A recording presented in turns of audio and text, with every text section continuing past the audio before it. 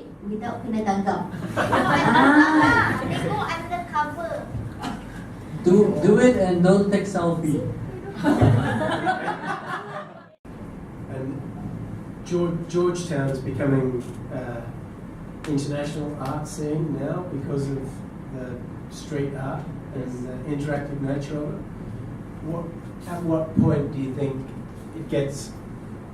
Is there a tipping point for the art community where there starts being an income for all of you, or is it only Zacharovich and a few other people that are capitalising on it? And where is it on a life cycle? Because there are other cities in the world that get really famous for their street art, and it feels like Georgetown's well on the way to that. I think light side wise, he did us a very big favor in a way, because he started to bring back the hype of and the demand of wall painting commissions, and he sort of raised the price a bit as well compared to before him. There's a pre-Ernest and post-Ernest era in a way. Because there's always been a demand, but he always stuck in the capital city, which is KL. That's when I was before I moved to Penang. And ever since he gained popularity, the demand increases, along with a lot of cafes and hotels and homestay has been popping up a lot in Georgetown as well. So the whole tourism economy was a boom back then. And along came the whole demand for interior design and decoration, and the misconception of street art brings customer, which is a false perception, but it benefits those painters in a way economically. So it kind of become a ecology. It becomes sustainable in a way. So suddenly there's a big demand for it, and it helps a lot. Yeah, and also just to jump in there and to add, actually a lot of graffiti artists have become quite established. Yeah. For example, Banksy can have an exhibition now and sell his artwork, almost as if his vandalism tag has tagged them as rebels and cutting edge artists. It's a story. Yeah. And just to share the story, I remember seeing a graffiti artwork that I was very impressed with. And when I posted it on Instagram and I said, whoever you are, your work is very nice. And someone responded to that and said, oh, that must be this guy. So I found him on Instagram and I contacted him and I said, oh, this is great. And they said, oh, I'm glad you liked it. This is my email and this is my YouTube video. And if you want to commission me for work, you can write to me. So it almost became like a marketing tool. So for like one day, I thought I was like going undercover into the underground world of graffiti artists, but no, it turned out to be not. This is directed at you, Bibichun. Oh, okay. Have you ever thought of doing sort of like, graffiti, but have you ever thought of doing permanent art because you're so wonderful? I think I'm an artist, so I know you have these wonderful skills. But have you ever thought of doing permanent art? Because these graffiti sometimes get erased, like you say.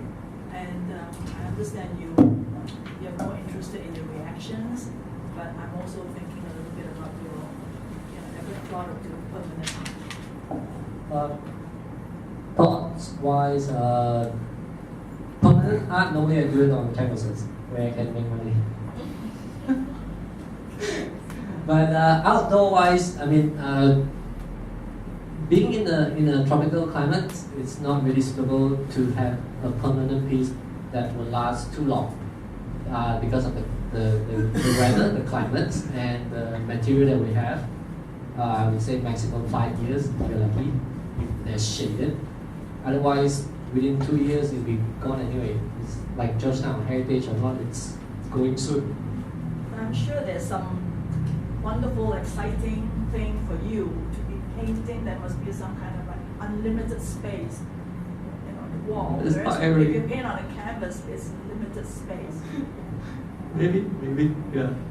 And a question for you: the temporary nature of theatre must you must go through cycles where you invest a lot of time and energy in it, and then it all gets disassembled in 24 hours, and do you feel a loss? And once you go through that cycle, and also is there any motivation that you have to not necessarily do the collaboration, which might be a fight or not, but can be obviously quite painful and hard? And have you thought about doing sculpture, lighting sculpture for yourself alone? Yeah, I did, and probably just waiting for chances for me to start. I mean, like for example, the ballet is a opportunity. It's a chance for me to rework the whole idea, and then I need supporters. I need people who agree with me to do this. That's what the theatre is about. You need a group of people who wanted to collaborate with you and do this. I can't do this alone. I really can't do this. I might be able to just hang the light end, but I do not have a dancer with me. I do not have Marian to support me. It's not going to be a show.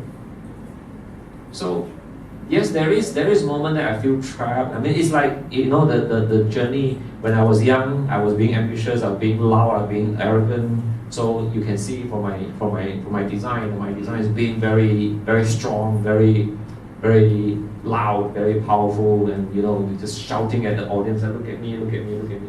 But then there is a moment, there is a time that I grow older and start to experience different happening in my life, and I start to think differently. The same lighting equipment that I'm using now, I have a very different way of looking at it, and I have a very different way of using it. So that's, I think, if you're looking at my lighting design today, I just finished a show in Singapore, Le Cage de Paul. It's a very elaborate musical, but then one of the audience who finished the show come and tell me that, I can see you're happy, but I can tell that you're also very sad. I was like, wow.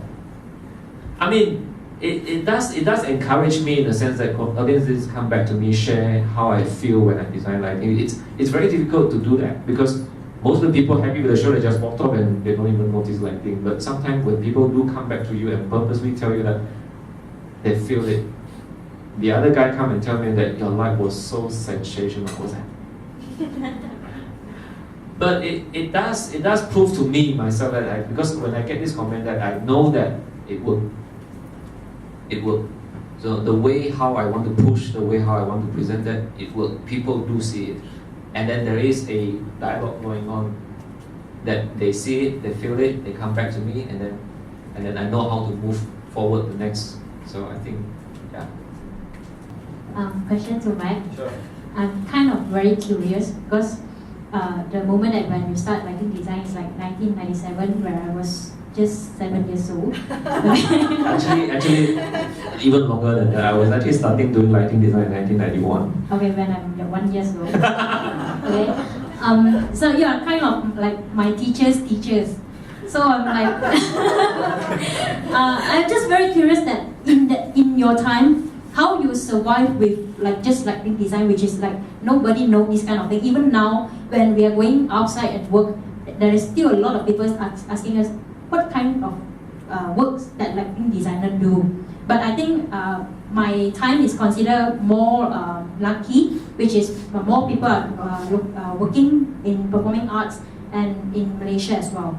So in your time, how would you try to climb and how would you reach all kind of technology and the peoples outside? I would like to know about this.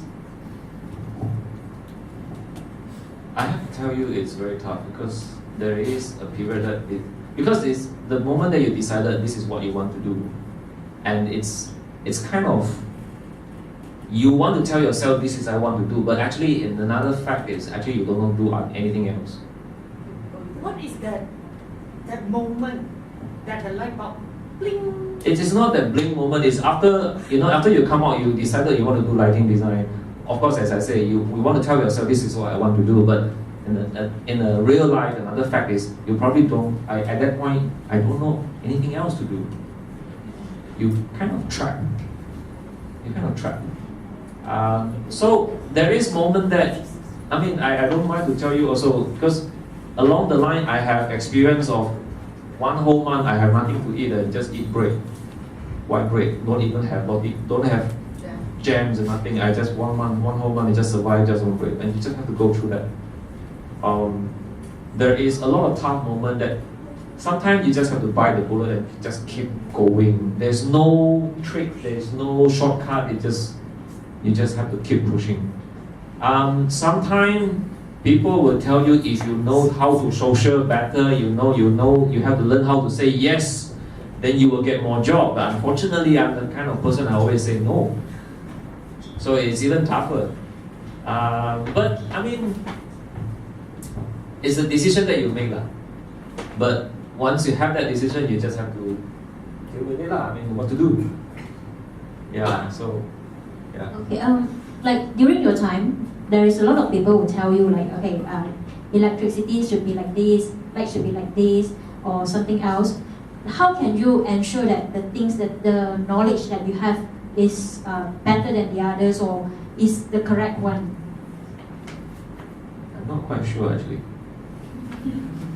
I'm just doing what I just do what I felt is correct because I mean, okay, there is few people, of course, along your lifetime there are always people say to you something, and then that some word that come to you, it become your lifetime learning experience, that particular word. Like for me, when I was working with Bibichun in Singapore, so he introduced me the idea of rethinking, not think, but rethink. So you have done something, after you have done something, think again. After you have think again, think again. So I suppose this is kind of a self-check, self-evaluate process that sometimes it's very useful. Because when you are 19, you look at this thing, you think this is what it is. When you're 29, you think at it again, it's totally different. When you are 39, you think at it again, it's very different. It's like the light bulb to me. I use light bulb since since 1991, but until now, I can tell you I haven't finished exploring yet. Because it changed when you change.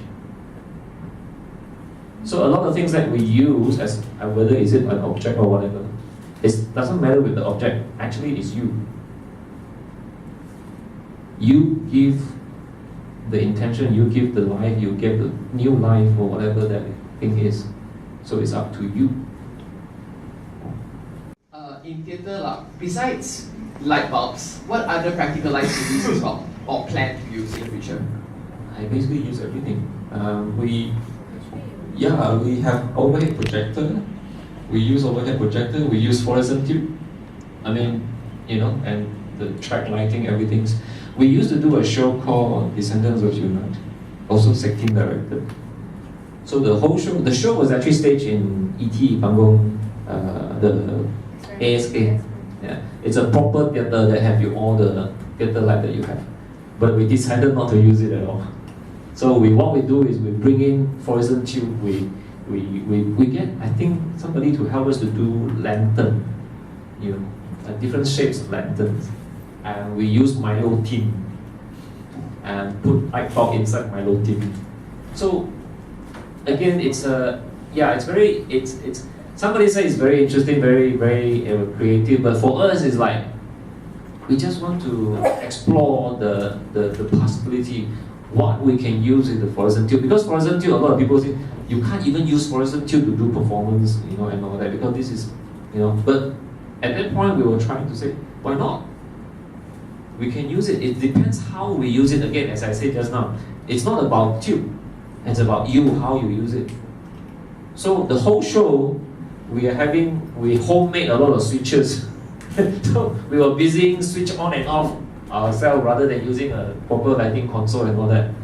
So so I think it's anything can be used. We use candle, we use anything that glow. Okay, I have a second question. Matt, you transitioned from SM to lighting designer. I did some googling and it was from a more managerial side to more creative side. How was that transition? Was it hard? Was it just like? it's a very interesting story. What he says is correct. My major study, I mean, when I was in theatre school, my major is actually stage management. Okay, my major is actually stage management, and only my minor is actually technical, stage technical. So I was actually graduate as a stage manager. My first job, kind of full-time job back in Singapore, is also stage manager for a theatre company. So I wasn't doing any lighting design. It was because there was a point where I fight very hard with one of the lighting designers. He was just not listening to me at all. Again, it's fighting. So I decided, because I was arguing with this lighting designer that I cannot argue over it because he was saying something that I cannot justify. I cannot challenge. So I said, I need to learn lighting design. I need to learn that. So I started learning lighting design myself, and again, that's where I started doing lighting design. So it's me lah. I just love to fight. How was the transition though? Was it easy? Was it, because it's like totally different aspect in theatre. Like one managerial side and one more creative. I don't think that's totally different aspect because it's the same objective. I mean, the same target you want to hit. It's just from different way, different direction. So I think in terms of objective, it's the same objective.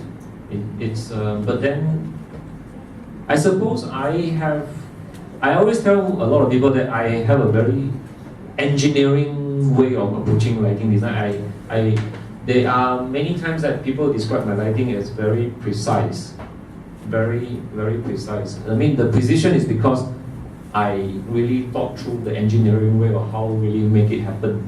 So when I want that thing happen, it will happen. But that's how I do things. So I suppose that's overcome the learning curve and transition. So if I know I want to make it happen, I will make it happen.